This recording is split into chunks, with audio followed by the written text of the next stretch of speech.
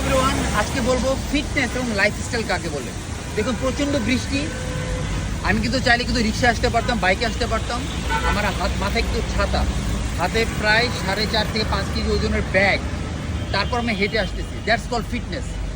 But আমরা most of the মানুষ মনে করি ফিটনেস মানে হচ্ছে you have to go to the gym. Fitness মানে হচ্ছে কি বলবো, do something whatever you like. It does not mean you have to go to the gym.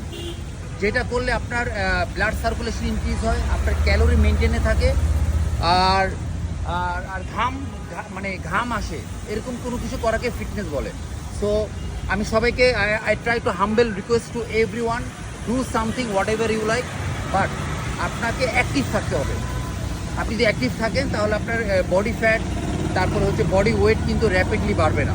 হ্যাঁ, এবং হেলদি লাইফস্টাইল ফলো করবে। এটা যদি আপনি মেনটেন করতে পারেন তাহলে কিন্তু আপনি প্রপার একটা হেলদি ফিটনেস মেনটেন করতে পারেন। দেখেন প্রচণ্ড বৃষ্টি, কিন্তু তারপর আমি হেঁটে বাসায় যাচ্ছি।